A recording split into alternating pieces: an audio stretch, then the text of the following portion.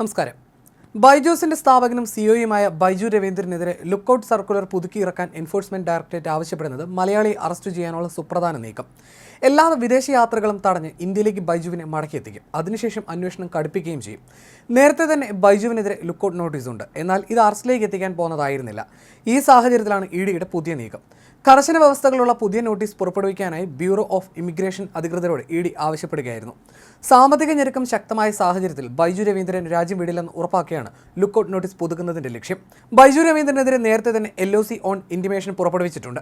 ED Kochi ഓഫീസിന്റെ അഭ്യർത്ഥന മാനിച്ച് 1.5 വർഷം മുമ്പായിരുന്നു ഇത്. എന്നാൽ അന്വേഷണം പിന്നീട് ഇഡിയുടെ ബംഗളൂരുവിലെ ഓഫീസിലേക്ക് മാറ്റുകയായിരുന്നു. ബംഗളൂരു യൂണിറ്റാണ് പുതിയ നീക്കങ്ങൾക്ക് പിന്നിൽ. ബൈജു രവീന്ദ്രനെ കസ്റ്റഡിയിൽ ചോദ്യം ചെയ്യുകയാണ് ലക്ഷ്യം. തകർന്ന അവസ്ഥയിൽ നിന്നും തിരിച്ചു കയറാൻ ബൈജൂസ് പുതിയ വഴി തേടുന്നുണ്ട്. കമ്പനിയുടെ ഭരണം നവീകരിക്കുമെന്നും പ്രവർത്തനങ്ങളിൽ സുതാര്യത ഉറപ്പുവരുത്തുമെന്നുമാണ് ബൈജു രവീന്ദ്രൻ പുതിയ വാഗ്ദാനം നൽകുന്നത്. ഓഹരി ഉടമകൾക്ക് അയച്ച കത്തിൽ കമ്പനിയിൽ ഉണ്ടായിരുന്ന പ്രശ്നങ്ങളെ ക്രിയാത്മകമായി പരിഹരിക്കാനുള്ള നിർദ്ദേശങ്ങളാണെന്നാണ് സൂചന. ഓഹരി ഉടമകളുടെ പ്രാതിനിധ്യം വർദ്ധിപ്പിക്കാനായി കമ്പനിയുടെ ബോർഡ് പുനഃസംഘടിപ്പിക്കുമെന്നതാണ് ബൈജു പ്രഖ്യാപിച്ച ഏറ്റവും വലിയ വാഗ്ദാനം. ഇതിനിടെയാണ് ഇഡിയുടെ പുതിയ നീക്കം. ഒരു വ്യക്തി വിദേശത്തേക്ക് പോകുന്നതിനെക്കുറിച്ച് ഇമിഗ്രേഷൻ അധികാരികൾ അന്വേഷണ ഏജൻസി അറിയിക്കുന്ന നടപടിയാണ് LOC ഓൺ ഇന്റിമേഷൻ. എന്നാൽ ഇത് വ്യക്തിയെ യാത്രയിൽ നിന്ന് തടയുന്നില്ല. അതുകൊണ്ട് തന്നെ ബൈജു രവീന്ദ്രന്റെ ലുക്കൌട്ട് നോട്ടീസ് കാലത്തും വിദേശയാത്ര തടയുന്നു. ബൈജു രവീന്ദ്രനെതിരെ ഫോറിൻ എക്സ്ചേഞ്ച് മാനേജ്മെന്റ് ആക്ട് ലംഘനവുമായി ബന്ധപ്പെട്ട അന്വേഷണങ്ങൾ പുരോഗമിക്കുന്ന സാഹചര്യത്തിലാണ് ഇഡി ബംഗളൂരു ഓഫീസിന്റെ പുതിയ നീക്കം. വിദേശയാത്രകൾ തടഞ്ഞ് ഒരു സ്ഥലത്ത് ബൈജുവിനെ തളച്ചിടലാണ് ലക്ഷ്യം. ഇങ്ങനെ വന്നാൽ ബൈജു ഇന്ത്യയിലേക്ക് മടങ്ങുകയും ചെയ്യും. അതുണ്ടായില്ലെങ്കിൽ അറസ്റ്റിന് ഇന്റർപോളിന്റെ സേവനവും തേടാം. ബൈജൂസ് ലേണിംഗ് ആപ്പുമായി ശതകോടീശ്വരനായി മാറിയ കണ്ണൂരുകാരനാണ് ബൈജു രവീന്ദ്രൻ. വലിയ പ്രതിസന്ധിയിൽ ബൈജൂസിനെ എത്തിക്കുന്നതാണ് ഇഡിയുടെ പുതിയ നീക്കം. 3 വർഷമായി കൂടുതൽ സഞ്ചരിച്ചത് ഡൽഹി ദുബായ് റൂട്ടിലാണ്.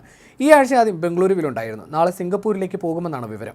പുതിയ നിബന്ധനകളുമായി ലുക്കൌട്ട് നോട്ടീസ് പുറത്തിറക്കിയാൽ വിദേശയാത്രയ്ക്ക് പിന്നീട് കഴിയില്ല. നിക്ഷേപകരുടെ താൽപ്പര്യം കണക്കിലെടുത്താണ് രവീന്ദ്രനെതിരെ ലുക്കൌട്ട് നോട്ടീസിന് അധികൃതരെ സമീപിക്കുന്നതെന്ന് ഇഡി വൃത്തങ്ങൾ പറയുന്നു.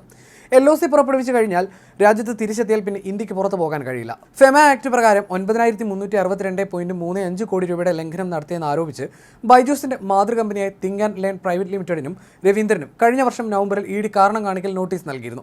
ബൈജുവിന് ലഭിച്ച വിദേശ നിക്ഷേപമാണ് പ്രധാന അന്വേഷണ വിഷയം.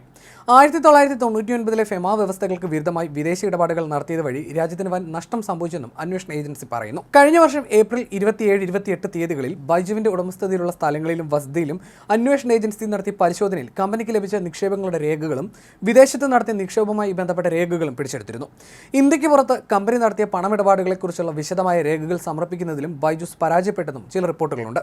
കണ്ണൂരിൽ നിന്ന് ബൈജൂസ് എന്ന പഠന ആപ്പുമായി വിപ്ലവം തീർത്ത മലയാളിയാണ് ബൈജു രവീന്ദ്രൻ. കോവിഡിന് ശേഷം വലിയ പ്രതിസന്ധിയിലേക്ക് കമ്പനി കൂപ്പുകുത്തുകയായിരുന്നു. ഇതാണ് ഇഡി കേസിലേക്കും മറ്റു കാര്യങ്ങളിലേക്കും എത്തിച്ചത്. ഫെമ ആക്ട് പ്രകാരം 9362.35 കോടി രൂപയുടെ ലംഘനം നടത്തിയെന്ന് ആരോപിച്ച് ബൈജൂസിന്റെ മാതൃകമ്പനിയായ തിങ്ക് ആൻഡ് ലേൺ പ്രൈവറ്റ് ലിമിറ്റഡിനും രവീന്ദ്രനും കഴിഞ്ഞ വർഷം നവംബറിൽ ഇഡി കാരണം കാണിക്കൽ നോട്ടീസ് നൽകിയിരുന്നു.